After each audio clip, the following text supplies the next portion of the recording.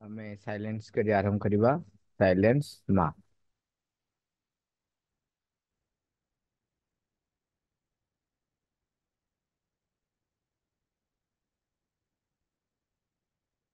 ମା।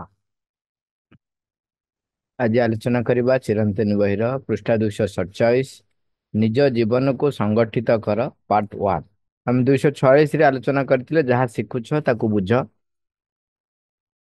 ତାର ସାରାଂଶ ଥିଲା ଏହିପରି। ଆମେ ଯାହା ଶିକ୍ଷା କରୁଛୁ ତାହାକୁ ବୁଝିବା ଆଉ ଘୋଷିବା, ଏଇ ଦିଟା କଥା ଥିଲା। ମା କହୁଛନ୍ତି କିଛି ଦିନ ପରେ ଯଦି ଆମର ଯେହେତୁ ମସ୍ତିଷ୍କର ଜୀବକୋଷ ଗୁଡିକ ବହୁ ପରିମାଣରେ ବଢନ୍ତି ଏବଂ କିଛି ଦିନ ପରେ କଣ ହୁଏ, ପୁରୁଣା ଜୀବକୋଷ ଗୁଡିକ ମରିଯିବା ପରେ ତା ସ୍ଥାନ ଅଧିକାର କରନ୍ତି ନୂଆ ଜୀବକୋଷ ମାନେ। ଯେତେବେଳେ ଆମେ ଘୋଷିକିରି କିଛି କରିଥିବା ସେତିକି ବେଳେ ସେ କଥା ଗୁଡିକ ଆମେ ଭୁଲି ଯାଉ ବା ମସ୍ତିଷ୍କରୁ ଲୋପ ପାଇଯାଏ। କିନ୍ତୁ ଆଉ କେତେକ କଥା ଜୀବନରେ ପଥ ପରିମାପକ ପରି ମାଇଲ ଖୁଣ୍ଟ ହୋଇ ରହିଥାଏ। ଏଗୁଡିକ ହେଲା ସଚେତନ ଅଭିଜ୍ଞତା। ତା ମାନେ ସେଗୁଡିକ ବୁଝା ଯାଇଛି, ହୃଦୟଙ୍ଗମ କରାଯାଇଛି।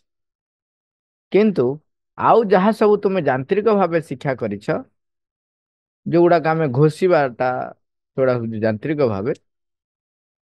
ମା ଲେଖୁଛନ୍ତି ଆଉ ଯାହା ସବୁ ତୁମେ ଯାନ୍ତ୍ରିକ ଭାବେ ଶିକ୍ଷା କରିଛ ସେଗୁଡିକ ଯଦି ତୁମେ ପ୍ରତିଦିନ ବ୍ୟବହାର ନ କର ତେବେ ଖୁବ ଶୀଘ୍ର ସେଗୁଡିକ ତୁମ ସ୍ମୃତି ପଟରୁ ଲିଭିଯିବେ। ଆଜି ଆଲୋଚନା କରିବା 247 ନିଜ ଜୀବନକୁ ସଂଗଠିତ କର ପାର୍ଟ 1। ମା ଲେଖୁଛନ୍ତି ଜଣେ ନିଜର ସବୁ ଜିନିଷକୁ ସଜାଡି ରଖିବା ଉଚିତ। ତା ସହିତ ନିଜର ଚିନ୍ତା ଓ ଧାରଣା ଗୁଡ଼ିକୁ ମଧ୍ୟ ଏକ ଭାବରେ ସଂଗଠିତ କର, ଯେପରିକି କେଉଁ କଥା କେଉଁଠି ରହିଛି ସେ ସବୁ ନିର୍ଭୁଲ ଭାବେ ଜାଣିପାରିବ ଏବଂ ସିଧା ସେ ସବୁ ଜାଗାରେ ପହଞ୍ଚି ପାରିବ, କାରଣ ତାଙ୍କର ସଂଗଠନଟି ଯୁକ୍ତି ସଙ୍ଗତ। ଏଇ ଯୁକ୍ତି ସଙ୍ଗତ କରିବାଟା ହେଲା ସମ୍ପୂର୍ଣ୍ଣ ତୁମ ନିଜ ଯୁକ୍ତିଯୁକ୍ତ ଚିନ୍ତା ବା ପରିକଳ୍ପନା ଅନୁସାରେ ତୁମର ଆଉ କାହାର ଯୁକ୍ତି ଅନୁସାରେ ପରିଚାଳିତ ହେବା ଦରକାର ନାହିଁ। ତୁମ ଚିନ୍ତା ବା ସଂଯୋଜନାଟି ସମ୍ପୂର୍ଣ୍ଣ ଭାବେ ନିଜ ଯୁକ୍ତି ଅନୁଯାୟୀ ହେବା ଉଚିତ। ତାହେଲେ କଣ ହେବ ନା, ତୁମେ ତୁମର କେଉଁ କଥା କେଉଁଠି ଅଛି ଜାଣିପାରିବ ଓ ଯଦି କେଉଁ କଥା ଠିକଣା ଜାଗାରେ ନଥିବ ତାହା ତୁମେ ସଙ୍ଗେ ସଙ୍ଗେ ଜାଣିପାରିବ। ଯେଉଁମାନେ ଏକଥା କରିପାରନ୍ତି ସେମାନେ ତାଙ୍କର ଚିନ୍ତାରେ ମଧ୍ୟ ଶୃଙ୍ଖଳା ଆଣିପାରନ୍ତି। ସେମାନେ ତାଙ୍କର ଚରିତ୍ରକୁ ମଧ୍ୟ ସୁସଂଗଠିତ କରିପାରନ୍ତି ଏବଂ ଶେଷରେ ସେମାନଙ୍କର ଗତିବୃତ୍ତି ଚାଲିଚଳନକୁ ମଧ୍ୟ ଭଲ ଭାବେ ନିୟନ୍ତ୍ରଣ କରିପାରନ୍ତି। ତାପରେ ଯେତେବେଳେ ତୁମେ କିଛି ଭାବେ ଅଗ୍ରଗତି କରିବ ସେତେବେଳେ ତୁମେ ତୁମର ଦେହଗତ ଜୀବନକୁ ମଧ୍ୟ ସୁଶାସନରେ ରଖିପାରିବ। ତୁମର ଦୈହିକ ଗତିବୃତ୍ତି ଉପରେ ତୁମର ସଂଯମ ମଧ୍ୟ ଆସିଯିବ। ଯଦି ତୁମେ ଜୀବନକୁ ସେଇ ବାଟରେ ନେଇଯାଇପାର, ପ୍ରକୃତରେ ଜୀବନ ତୁମର ପ୍ରୀତିପ୍ରଦ ହୋଇପାରିବ। ଯଦି ତୁମେ ସବୁବେଳେ ଗଣ୍ଡଗୋଳିଆ ଅବସ୍ଥାରେ ରହିବ, ଯଦି ତୁମ ଜୀବନ ବିଶୃଙ୍ଖଳାମୟ ହୋଇଯିବ, ଯଦି ତୁମର ବାହ୍ୟ ଓ ଆନ୍ତର ଜୀବନ ଗୋଳମାଳିଆ ଓ ଏଣୁତେଣୁ ମିଶାମିଶି ହୋଇ ରହିଥାଏ, ତେବେ ତୁମେ କେଉଁ ବିଷୟରେ ସଚେତନ ହୋଇପାରିବ ନାହିଁ ଏବଂ ତୁମର ନିଜ ଜୀବନ ଉପରେ ଆଦୌ ପ୍ରଭୁତ୍ୱ ରହିବ ନାହିଁ। ଏଭଳି ବଞ୍ଚିବା ପ୍ରକୃତ ବଞ୍ଚିବା ନୁହେଁ। ଆମେ ଟିକେ ଆମ ଭାଷାରେ ଟିକେ ଟିକେ କଥାବାର୍ତ୍ତା ହେବା। ମା ଲେଖୁଛନ୍ତି ଜଣେ ନିଜର ସବୁ ଜିନିଷକୁ ସଜାଡ଼ି ରଖିବା ଉଚିତ। ଦେଖନ୍ତୁ ପାଖରେ ଯେତେ ଗୁଡେ ଜିନିଷ ରହିଛି ତାକୁ ଯଦି ସଜାଡ଼ି ରଖିବେ ତେବେ ଯୋଉଠି ଥିବ ଆପଣ ସେଟା ସେଠୁ ପାଇପାରିବେ। ଯେମିତି ଏଠି କୁହାହଉଛି, ଆପଣ ମନେକର ଯୋଉ ଗୋଟେ ଅନ୍ଧାର ଘର ଯଦି ଅନ୍ଧାର ହେଇ ରହିଲା ଏବଂ ଆପଣ ଯୋଉ ଯୋଉ ସବୁ ଜିନିଷ ସବୁ ସଜାଡ଼ିକି ରଖିଥିବେ, ତାହେଲେ ଅନ୍ଧାର ହେଲେ ମଧ୍ୟ ଆପଣଙ୍କୁ ବେଶୀ ପରିଶ୍ରମ କରିବାକୁ ପଡ଼ିବନି। ଆପଣ ଠିକ କେତେଟା ପାହାଚ ଗଲା ପରେ କେତେଟା ପାଦ ପକେଇଲା ପରେ ଏବଂ କେତେ ଆଙ୍ଗେଲରେ ବୁଲିଲେ କୋଉ ଜାଗାରେ କଣ ଅଛି ଆପଣ ଅନ୍ଧାରରେ ଯାଇକି ମଧ୍ୟ ନେଇ ଆସିପାରିବେ। ଏଠି ଦେଖନ୍ତୁ ପ୍ଲେଟରେ କେତେ ସୁନ୍ଦର ଭାବରେ ସବୁ ସଜା ହେଇଛି। ଏଇଟା କାମ କଲା ବେଳେ ମଧ୍ୟ ସବୁ ଗୁଡ଼ିକ ଆମେ ଚାହିଁଲେ ସଜେଇକି ରଖିପାରିବା ଏବଂ ସେ କହୁଛନ୍ତି ତା ସହିତ ଆମର ଚିନ୍ତାର ମଧ୍ୟ ଧାରଣାର ମଧ୍ୟ ସମ୍ପର୍କ ରହିଛି। ବା ସେଥିପାଇଁ ତା ସହିତ କହୁଛନ୍ତି ଯେ ତୁମେ ନିଜର ଚିନ୍ତା ଧାରଣା ଗୁଡ଼ିକୁ ମଧ୍ୟ ଏକ ଭାବରେ ସଂଗଠିତ କର, ଯେପରିକି କେଉଁ କଥା କେଉଁଠି ରହିଛି ସେସବୁ ନିର୍ଭୁଲ ଭାବେ ଜାଣିପାରିବ ଏବଂ ସିଧା ସେ ସବୁ ଜାଗାରେ ପହଞ୍ଚି ପାରିବ। ଦେଖନ୍ତୁ, ଯଦି ସ୍ଥୂଳ ଭାବରେ ଆମ ଘର ଭିତରେ ଆମେ ଯୋଉ ଜିନିଷ ଯୋଉଠି ରଖନ୍ତି, ଯେତେବେଳେ ଅନ୍ଧାର ହେଇଯାଏ ସେତେବେଳେ ଆମେ ଗଲେ ସେଠି ପହଞ୍ଚିକି ପାଇଯାଉ। କିନ୍ତୁ ବେଳେ ବେଳେ ଦେଖନ୍ତୁ, ସଜାଡି ରଖିବା ଭିତରେ ଆଉ ଗୋଟେ କଥା ଆମେ ଭୁଲି ଯାଆନ୍ତି। ଦେଖନ୍ତୁ, ଏଇଟା ଅତି ସୁନ୍ଦର ଭାବରେ ସଜଡା ହେଇକି ରହିଛି, ନାଇଁ କି? କିନ୍ତୁ ଆଜି ଆପଣ ଏଇଭଳିଆ ସଜାଡି ଥିବେ,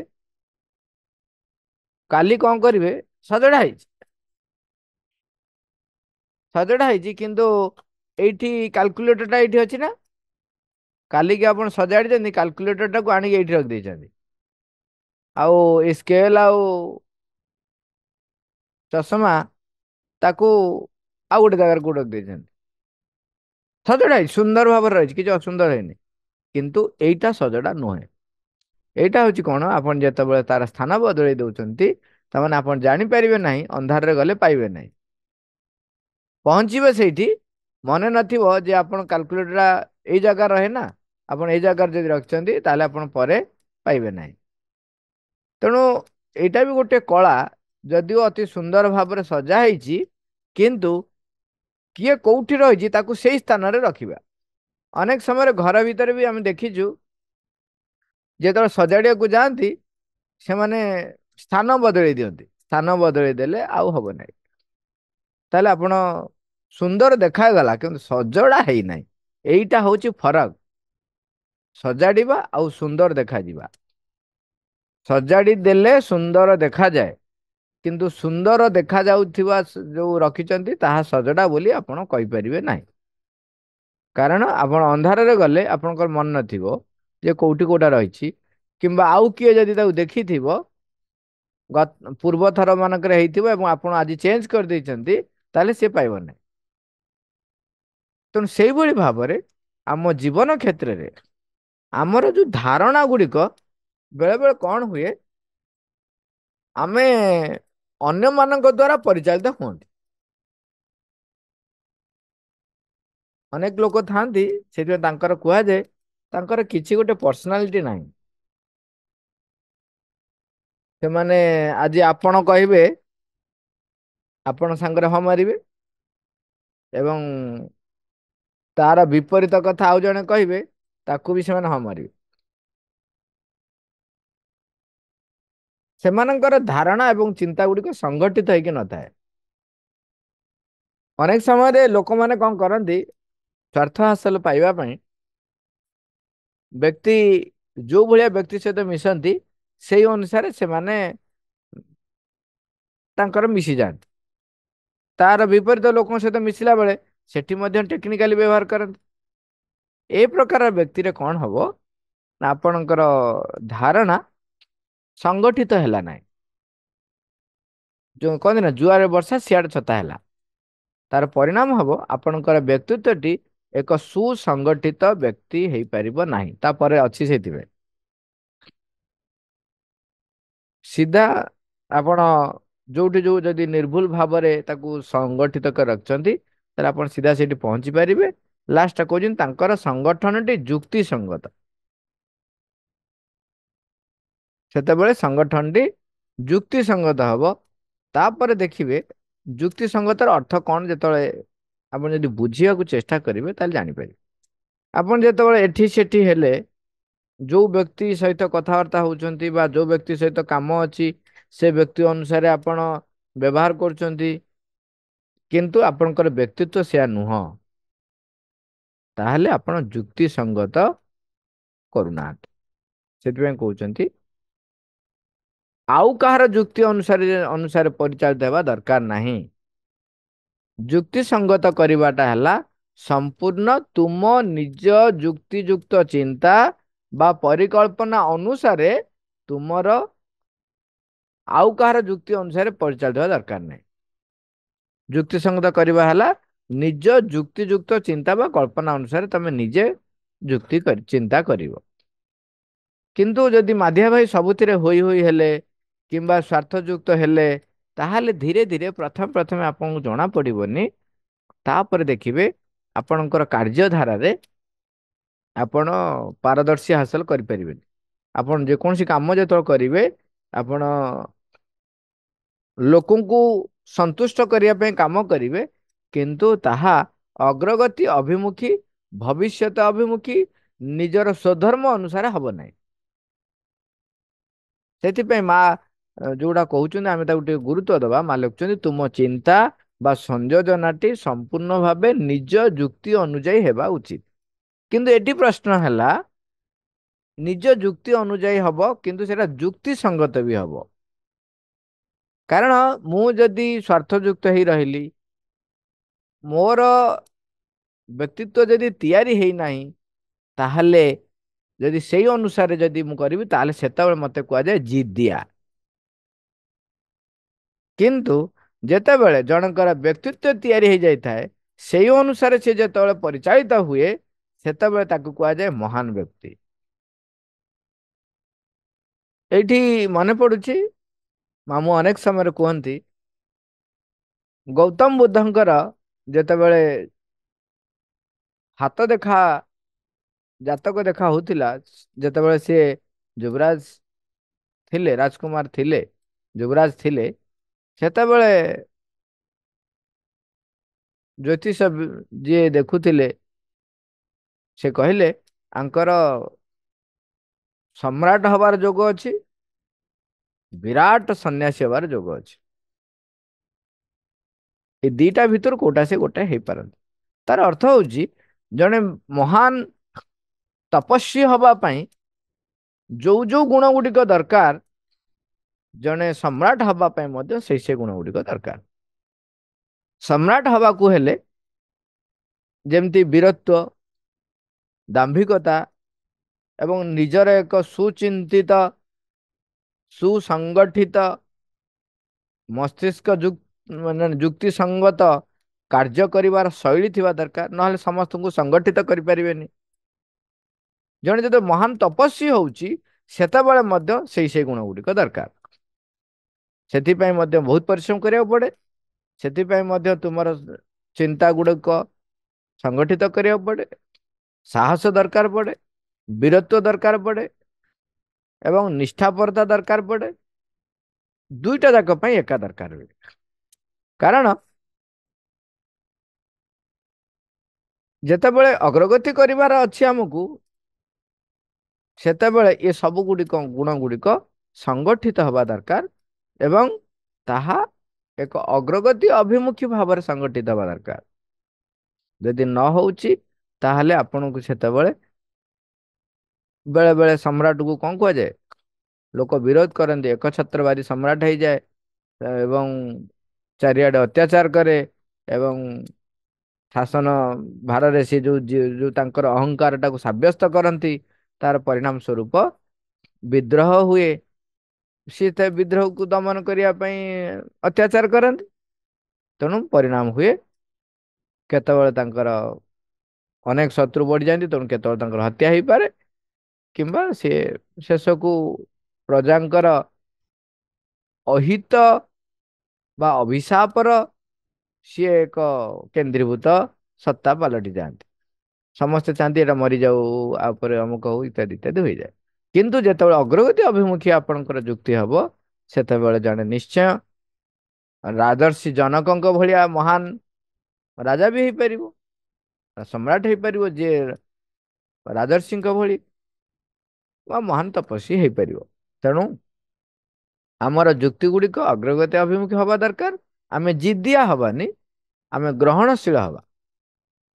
ଏବଂ ଗ୍ରହଣଶୀଳ ହେଲେ ମଧ୍ୟ ଆପଣଙ୍କର ଯୋଉ ଏଇଠି କଥାଟି ଆସିଲା, ମୋ ମାଙ୍କର ଯନ୍ତ୍ର ହବା ପାଇଁ ଚାହେଁ, ଗ୍ରହଣଶୀଳ ମୋ ଭିତରେ ଦରକାର। ତେଣୁ ସେଇ ଅନୁସାରେ ତାରି ଯୁକ୍ତି ଯୁକ୍ତି ବର୍ତ୍ତମାନ କଣ ହେଲା, ଯେ ମୋର ଚିନ୍ତା ଗୁଡିକ, ମୋର କାର୍ଯ୍ୟ ଗୁଡିକ, ମୋର ଭାବନା ଗୁଡିକ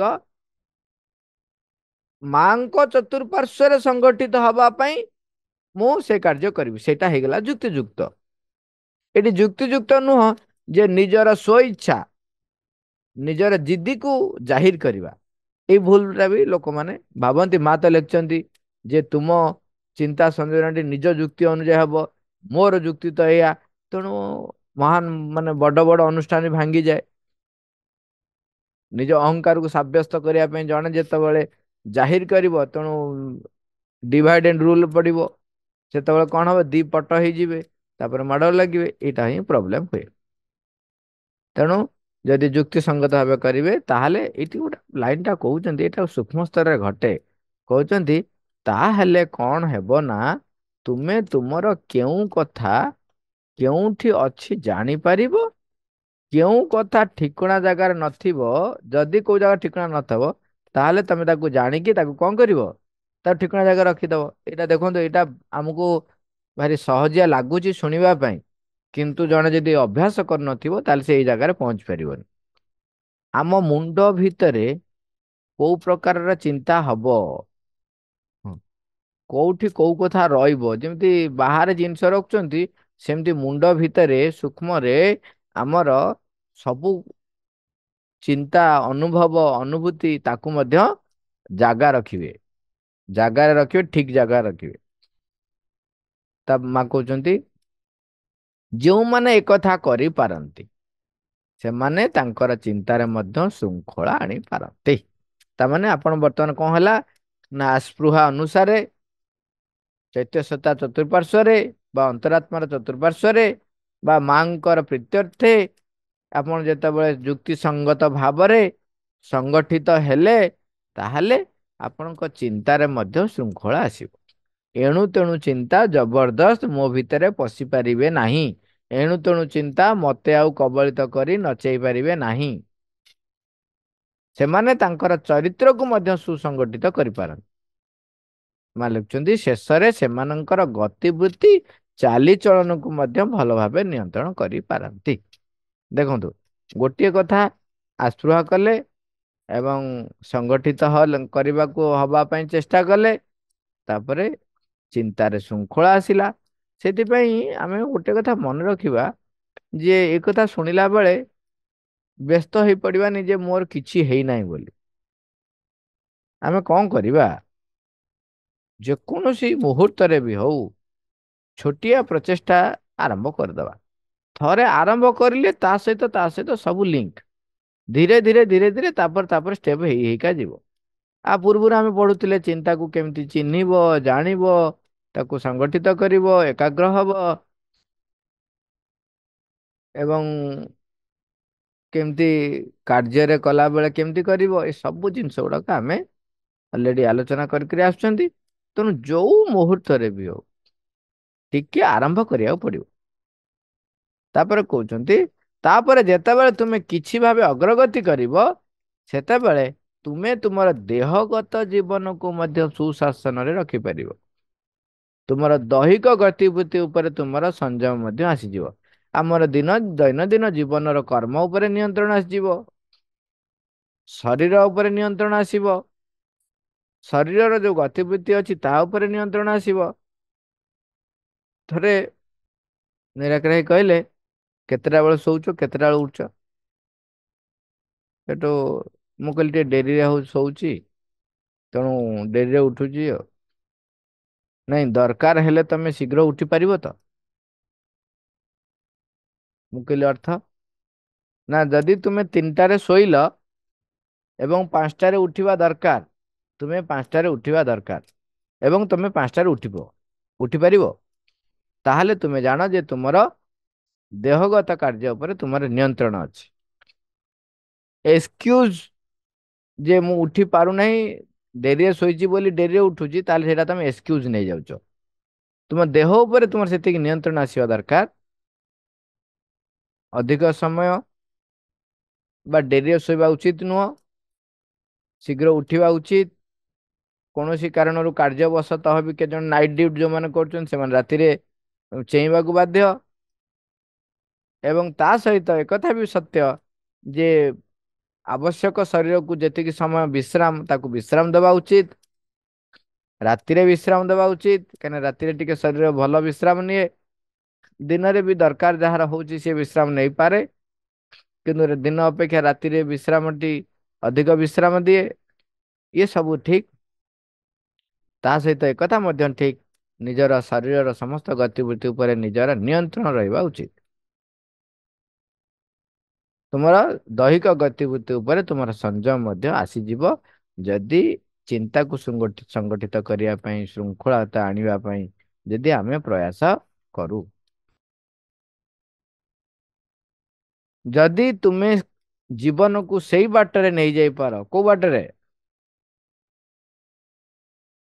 ଯେତକ ବର୍ତ୍ତମାନ ଆମେ ଆଲୋଚନା କରି କରି ଚାଲିଲେ, ଚିନ୍ତାକୁ ଶୃଙ୍ଖଳା, ଚରିତ୍ରକୁ ସୁସଂଗଠିତ, ଯୁକ୍ତିଯୁକ୍ତ ଭାବରେ ଚିନ୍ତା କରିବା, ଯୁକ୍ତିଯୁକ୍ତ ଭାବରେ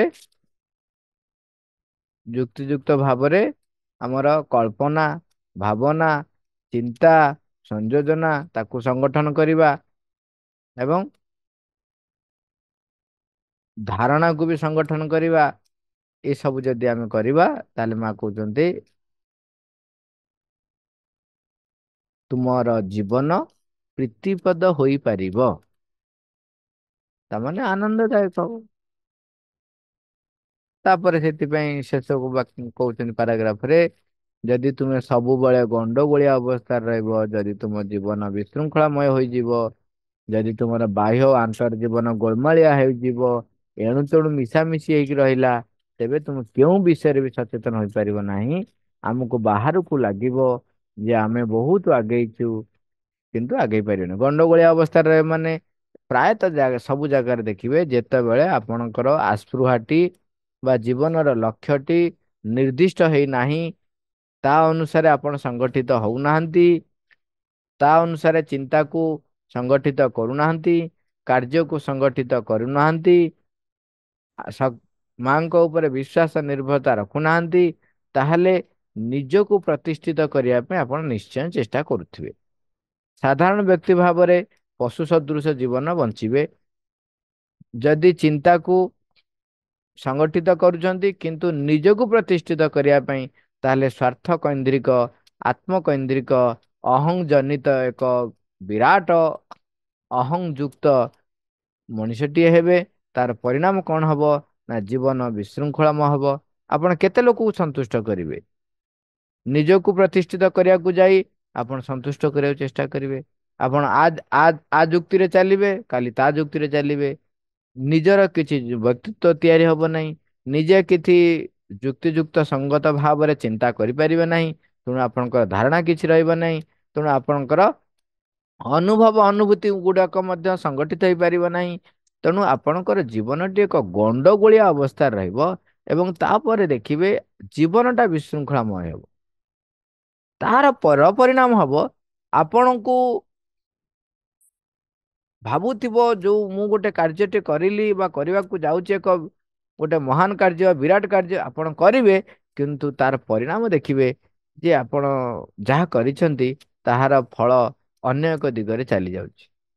କାରଣ ଏମିତି ଗଣ୍ଡଗୋଳିଆ, ଏମିତି ମିଶାମିଶି ହେଇକି ଯାଇଥାଏ ଯେ ଆପଣ ଠିକ ବୋଲି ଭାବି ଆଗେଇଲେ ମଧ୍ୟ ଭୁଲ ବାଟରେ ଆପଣ ଯାଆନ୍ତି।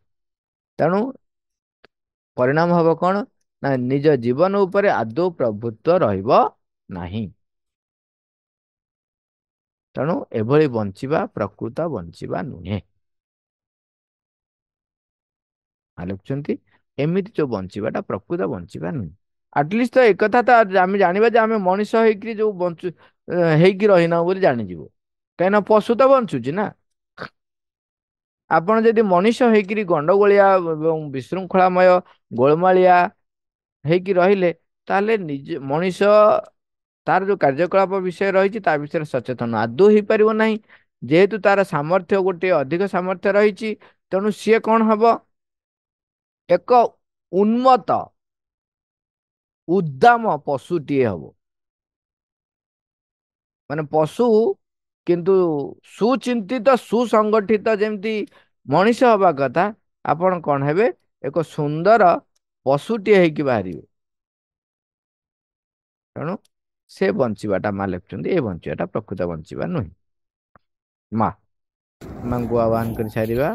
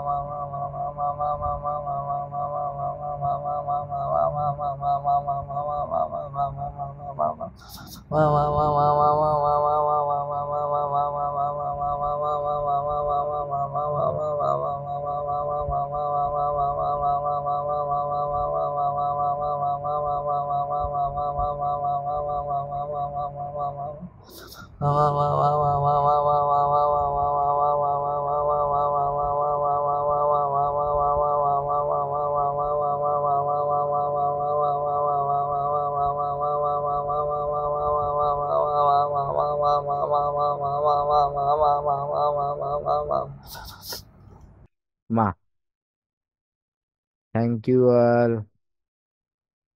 Robert. Ma.